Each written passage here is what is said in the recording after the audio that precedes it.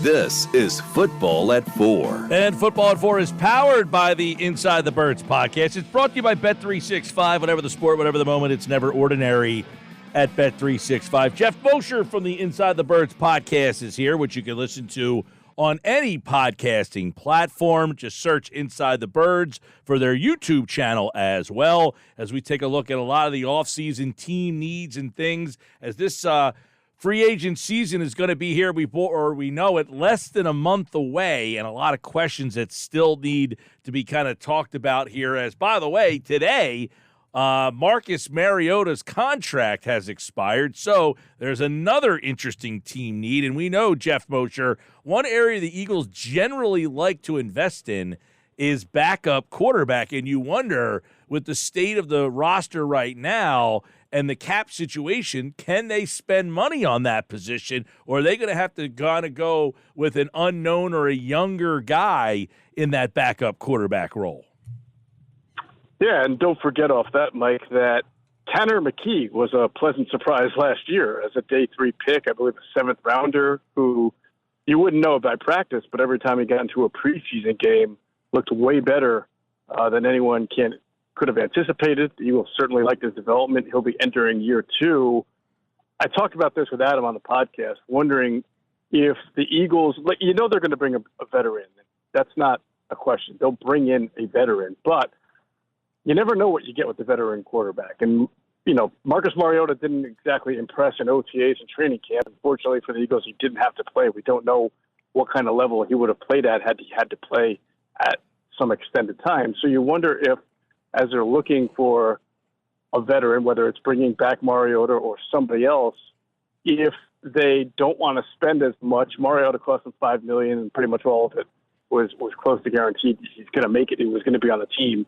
But do they want to have less guaranteed money, less financial commitment to their next veteran, be it Mariota or somebody else, because of what they may get in year 2 of Tanner McKee, who will be working in year 1 of a new offense, but maybe an offense that's more quarterback friendly. So that's something that we have to keep in mind, and they have to keep in mind as they go throughout this free agent period and draft period. But it's also going to be, Mike, a strong quarterback for drafts. You may see 7 or 8 quarterbacks go in the top 70 picks.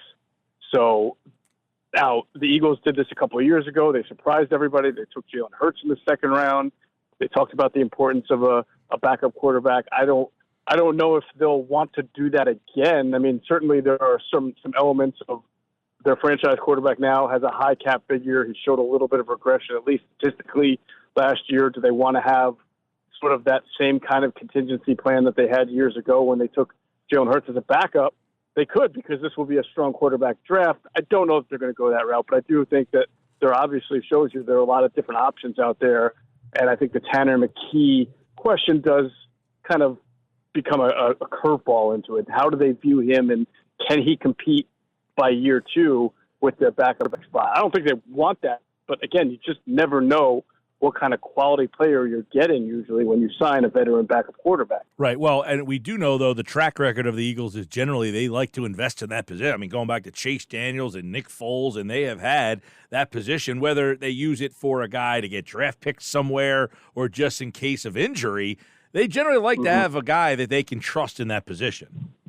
Right. But the strange thing about the last few years, post-COVID, is the manipulation of the practice squad. You saw that with Joe Flacco, right? Didn't he? His first few starts, I believe he was a practice squad quarterback until the Browns finally had to run out of elevation, signed him, and then watch him lead them to the postseason. Because you can do that now as opposed to 3 or 4 years ago, as you enter this coming season, you want that veteran quarterback. You might see really good development in Tanner McKee. Maybe you draft a kid. I don't know if they're but you're so financially committed to your backup quarterback that you can't make it all work. If you're able to bring in a veteran who you like, you don't have to give a ton of financial commitment to the point where you could possibly waive that quarterback at the deadline and then bring him back on your practice squad so that, in a sense, you can keep a younger kid like McKee, right, or somebody else, or maybe McKee and someone else.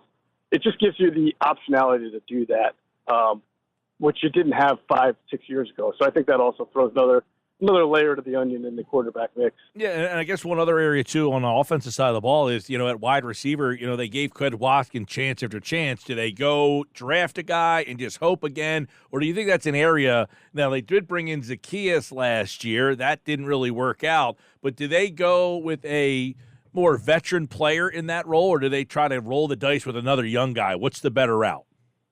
Yeah, I don't think you have to have a one-option plan for that. I think it would be very much like the Eagles to sign someone to a one-year deal, whether it's bringing back Olamide Zacchaeus, maybe Quez. They do like Quez, somebody else, to say, hey, here's a guy who can be our number 3 receiver, our slot receiver, but it's not such a prohibitive contract that if we draft a kid in the 2nd, 3rd, 4th, 5th, whatever round who, is ahead of the curve and we like what he can do in the slot, bam, we can play him there too. Or whatever. It doesn't have to be the slot. You can always kind of move guys around a little bit. But you want to be able to have that optionality of bringing in a veteran who can handle it, but also doesn't have to play if you draft somebody who's ready to take that role. Geoff Mosher, Inside the Birds podcast, Football at 4. I was talking about team needs on Friday. And realistically, you might not say there's replaceable guy like Mailata's going to play, Dickerson's going to play. We don't know what's going to happen at center. Johnson's going to play. But you're getting to the point on the offensive side of the ball where, you probably start need to get more depth at the offensive line position. You need to find another receiver, regardless if it's the 3rd receiver or if Brown, like he didn't play in the playoffs, or Smith were to miss an extended period of time. They really don't have another option at outside. You probably need to think about another tight end. You got to try to figure out what's going to happen in the interior. You need to find a running back. So while their offense seems like it's pretty set, they've got a lot of issues and needs on that offensive side of the ball, even though the foundation is there. Yeah, depth, Mike. Depth is key. It's a big sticking point on what Adam and I spoke about in our 2-part roster review series, the last 2 podcasts. We split it up into offense and defense. And what you notice about offense, which is different than their defense, offense, top-heavy. You just said it. You got 2 great starting wide receivers. You have really good starting offensive linemen. But when this team went to the Super Bowl and won it in 2017, they were deep enough to have some critical backups step in, hold the fort down, play really well. Steph Wisniewski, we know, started left guard by week 3, did a great job. They rotated running backs that year, and they don't have that same kind of depth this year.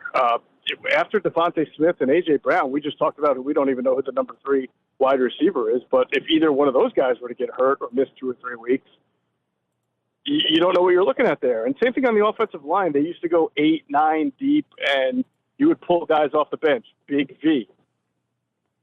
Big. An example. Jack Driscoll at times has given them significant reps in a backup role, and he walks into free agency. So right now, when you look at your starting 5, if you assume Jason Kelsey is going to retire and Cam Jerkins starts at center, and let's just for the sake, since we don't know what's going on in the draft right now, say that Tyler Steen's your right guard. So that rounds out your starting 5 with Mailata and Johnson and Dickerson. Well, who are your backups? Fred Johnson, definitely. They like him. Made the team last year. He's a veteran. He can be your left tackle backup, but that's 6. Give me 7, 8, and 9 right now. You can't. And a lot of this, the level that you used to be able to. And a lot of this, Most, is tied to what happens with Kelsey. If he comes back, all right, now Jergens plays right guard, you would think. But if not, fine, Jergens moves over to center, but now you need a right guard, and that guy might not be here either. Yeah, and tell me who your backup right tackle is, because that's been an important position with Lane Johnson's injuries in the past. And if Jack Driscoll walks, then who is that guy? Geoff Mosher from the Inside the Birds podcast, and the latest podcast, you guys talked a little bit about defense. I think, obviously, when we look over there, the team needs, as we get ready for free agency in less than a month from now, I guess this Reddick thing, do you think this has to play out or will play out by the time, I don't know, free agency gets here? Like, are they going to have some understanding of what's going to happen with him? I think it can't hold out too long, right? Eventually the Eagles have the leverage, so they don't have to do anything, and then they can force Hassan Reddick to say, I'm going to hold out all year long, and the Eagles can say, good luck to you if you decide to do that. But, the combine is where a lot of these discussions are had. If you're trying to take a player and get his value and figure out, how the other league how the league sees him. Combine is helpful for that. Obviously, all the agents are there, all the teams are there. Now, the reason why this thing got out early is because they probably wanted to get a jump. Both sides probably wanted Hassan to get a jump on that and start making those calls now so they can get it taken care of early if they can find a suitable agreement between them early enough. So we'll see. It could happen before. Combine starts next week on Monday/Tuesday. So we're not that far away. Fletcher Cox, we don't know his future, but what does this team think about that position? What, in your mind, does this team think about that position? If Fletcher is a guy they need to target to return, or do they feel okay with Jordan Davis, Jalen Carter, Milton Williams, and maybe a guy like Moro Njomu or Tuiasosopo? Wasn't he the quarterback somewhere? Tui Pelotu. Yeah, Marquez Tuiasosopo. Tui Pelotu.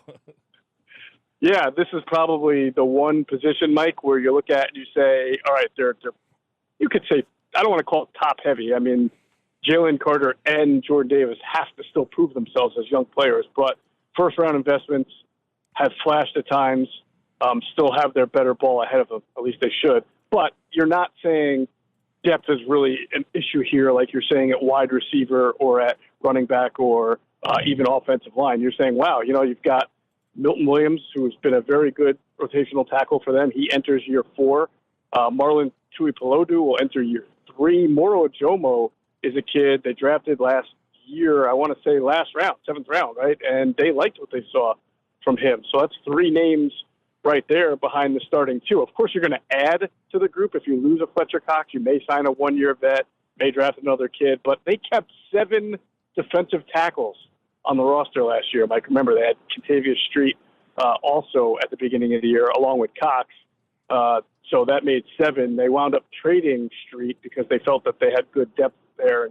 And maybe that kind of hurt them in the end as Cox and Davis as Davis and Carter sort of regressed a little bit at the end of the year or just didn't put the same production up. But in general, you look at this group and you say, there's good depth here. You can add to it. Sure, they will. But it's not one that you go into the offseason saying, we need interior defensive line. Although I would say, I still think they haven't done this the last 2 years, but I kind of think that they need a zero technique in Jordan Davis's kind of shape. Someone to play the run if Jordan Davis is going to get hurt, a backup who can come in and give you that first down 2-gap ability, because they really don't have a guy like that when he goes down or he can't play or has to come off the field. I was going to ask you, do you think Vic Fangio looks at Jordan Davis and says, I got the perfect guy for my, what I want to do? I think he looks at I think he looks at Jalen Carter. And if you remember that great Bears defense, everybody thinks about Khalil Mack.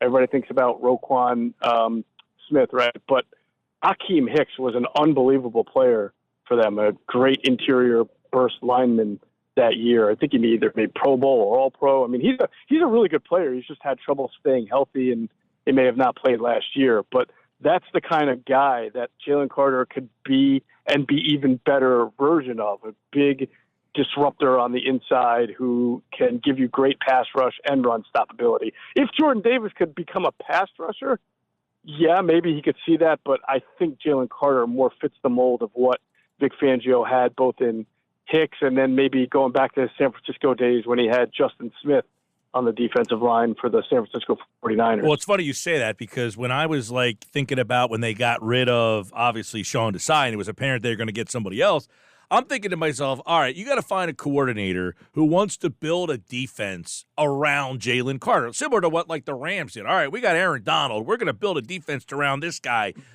Can you find that guy who says this is our best player and we're going to try to build our defense around that guy? So I like the fact that you brought up that he's probably excited that he has Jalen Carter. Yeah, I would imagine so. I mean, let's face it. Even if they were running a simple, boring Tampa 2-4-3, like the ones that the Bucs ran with Warren Sapp, I think that any coordinator would be really happy to have a guy of Jalen Carter's abilities. But I'm sure, to your point on Vic Fangio and who he's identifying as the guy he thinks that can cause the most disruptions and as you said, build around, even though when I think of build around, I think of edge rushers, but still, it all does start in the on the inside. That's your pocket pusher right there. All right, we're looking at team needs with Geoff Mosher from the Inside the Birds podcast, and obviously on defense, we looked at this line, the linebackers. He mentioned Roseman did Dean. It sounds like he's part of the plan, but are they more apt to say we like someone here, or is it almost apparent to you that there will be someone from outside or the draft being his partner next year? At what position, Mike? I missed that. Linebacker. Yeah, obviously. When I say his partner, I mean Nakobe Dean, because obviously Roseman really signaled him out.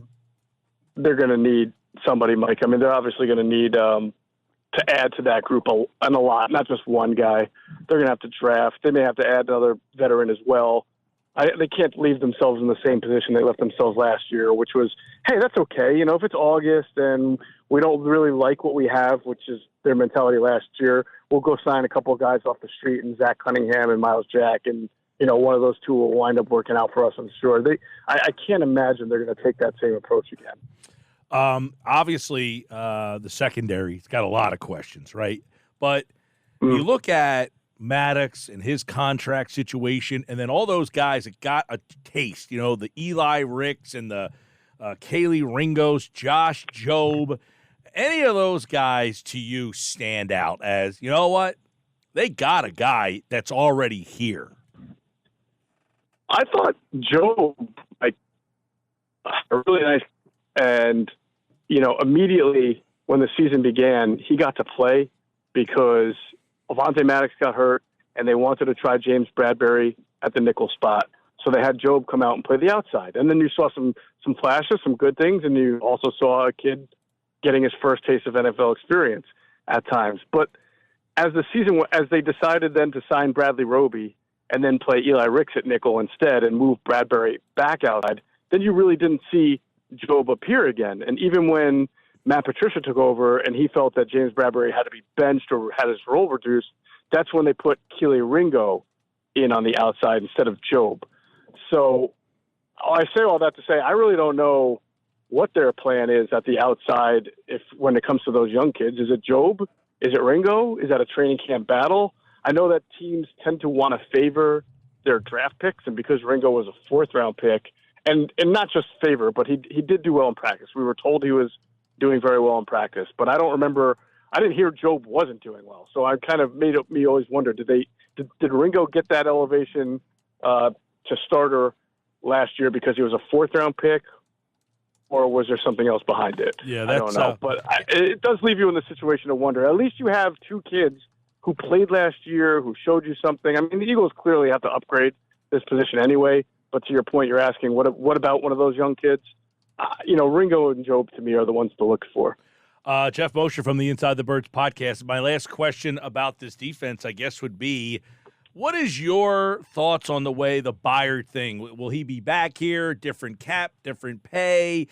Eddie Jackson's name keeps coming up because of Chicago. Is Byard gone? How do you view because, I mean, obviously they trade for Byard. It feels like, hey, well, they ripped them off. Like, you gave us Byard for what, a late-round pick, and now we're already asking whether or not that trade was worth it or not. Yeah, I mean, we talked about this in the pod. I feel like Byard's getting a bad rap because he had to play in 3 different defenses last year, Tennessee's and then the 2 different ones the Eagles were trying to play. And so I'm sure that impacted his play. But the bottom line is he's on the cap for $14 million, but it's all not guaranteed. So there's no way the Eagles are going to employ him for that, and there's no way anybody else in the NFL is going to employ him for that. So he's headed for a release, or he just agrees to a restructure with the Eagles where he's taking a pay cut. It's not even a restructure where you make the same money and it gets pushed around. You're just making far less money. So I wouldn't knock the Eagles for trying to at least bring him back on a much, much more team-friendly deal and a realistic deal, saying, look, we need a veteran safety. I mean, we're, like you mentioned, we have Vic Fangio here. He needs a guy with some experience, some chops, and after him, we're talking about Reed Blankenship, who's a number 3 at best, and we're talking about Sidney Brown coming back from ACL surgery, and it's a bare cupboard. So you'll have to weigh the idea of bringing back Byard, who can still play.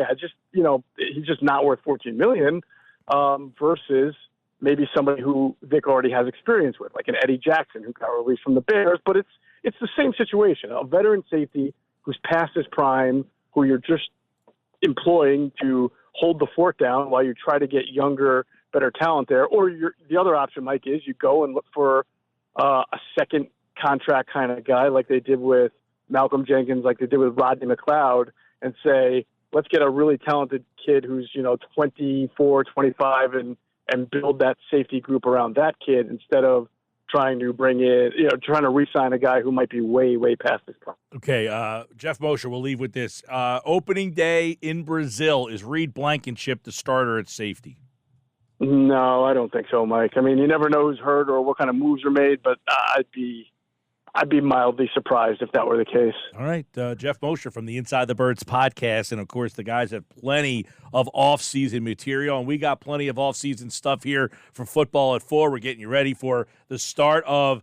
By the way, you can start franchising people. I would imagine the Eagles have no candidate for that, but that'll start this week. That'll lead us into free agency, and then of course draft season will kick it into another gear here on the Sports Bash. Geoff Mosher, everybody, thanks, buddy. See you, Mike.